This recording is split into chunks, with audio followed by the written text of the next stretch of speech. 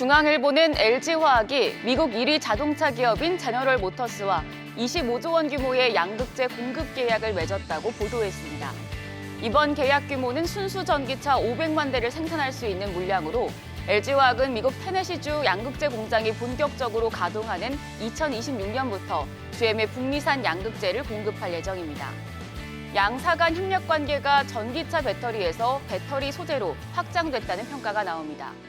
한편 메리바라 GM 회장은 삼성 SDI 사장 등과 만나 미국 배터리 합작 공장 건설을 비롯해 차량용 디스플레이와 카메라 모듈 등 전장 영역과 관련한 협력 가능성에 관해 의견을 나눈 것으로 알려졌습니다. 매일경제신문은 SK하이닉스와 대만의 TSMC가 AI 반도체 동맹을 구축했다고 보도했습니다. 업계에 따르면 SK하이닉스와 TSMC는 원팀 전략을 수립했습니다.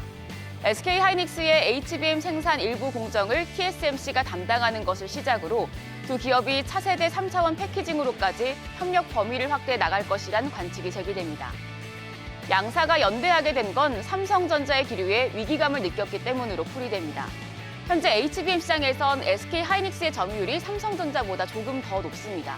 하지만 삼성전자의 6세대 HBM인 HBM4 생산 시기가 SK하이닉스보다 빨라서 향후 주도권 싸움에서 삼성전자가 유리한 상황입니다. 삼성전자는 HBM 생산과 후공정 패키징까지 모두 자체적으로 수행하는 턴키 전략을 활용한다는 점도 SK하이닉스에는 부담입니다. 그래서 삼성전자가 무서운 속도로 반격을 가해오기 전에 각사의 강점을 결합해 AI 반도체 시장에서 주도권을 굳히겠다는 의지로 풀이됩니다. 다음으로 조선일보는 미국 상업용 부동산의 공실률이 사상 최고로 치솟고 가격이 줄고 있다고 보도했습니다. 장기 모기지 대출로 받는 가계와 달리 상업용 부동산은 2, 3년 만기 대출을 받기 때문에 현재 고금리에 직격탄을 맞게 됩니다. 여기에 미국에선 코로나19 이후 재택근무 트렌드가 이어져 사무실이 채워지지 않고 있습니다. 이런 이유로 지난해 미국의 상업용 부동산 공실률은 18.3%까지 올랐고 미국 부동산 시장정보업 제공업체인 그린스트리트에 따르면 지난 1년 동안 미국의 오피스 가격은 25% 급락했습니다. 상업용 부동산 대출이 대거 부실화할 것이란 공포가 확산되는 가운데 뉴욕 커뮤니티 뱅코프 주가는 최근 일주일 새 60%나 빠졌습니다. 제롬 파월 연준 의장은 이 문제에 대해 글로벌 금융위기의 전조 현상은 아니다라면서도 수년간 상당한 문제가 될 것이라고 밝혔습니다. 한국경제신문은 미국의 카드빚 연체율이 지난해 4분기 급상승했다고 보도했습니다. 뉴욕 연방은행은 2023년 4분기 가계부채 및 신용보고서에서 4분기 신용카드 대출 잔액은 전 분기 대비 500억 달러 증가한 1조 1,300억 달러, 이 중 8.5%가 4분기 연체 상태로 전환됐다고 밝혔습니다. 기간이 90일을 넘는 악성 대출 비중은 6.36%로 12년 만에 최고치로 올랐습니다. 특히 19세에서 29세와 30세에서 39세 젊은 층의 카드 연체율이 각각 9.65%, 8.73%로 다른 연령층 대비 높았습니다. 또 지난해 4분기 미국의 총 가계부채 규모는 17조 5천억 달러, 약 2경 3천조 원으로 집계됐습니다. 매일경제신문은 업종별로 성과급 격차가 큰 상황에서 대기업 직원들이 성과급을 더 달라며 불만의 목소리를 높이고 있다고 보도했습니다.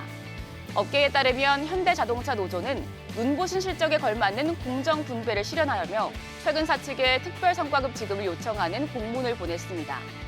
앞서 최고 실적을 연이어 경신한 LG에너지솔루션 직원들은 성과급이 부족하다는 이유로 항의 시위를 벌였습니다. 이런 가운데 기업들의 성과급 책정 기준 변화의 움직임도 나타나고 있습니다. 하나그룹은 일정 기간이 지나면 주식을 주는 양도 제한 조건부 주식을 전 계열사로 확대해 성과급 체계를 개편한다고 밝혔습니다. 마지막으로 조선일보는 재건축을 추진 중인 아파트에서 조합원이 내야 하는 분담금이 급증해서 사업 진행에 난항을 겪는 단지가 잇따르고 있다고 보도했습니다. 재건축 분담금이란 재건축이나 재개발에 들어가는 총 공사 비용에서 일반 분양 수익을 빼고 조합원들이 나누어 부담해야 하는 비용을 뜻합니다.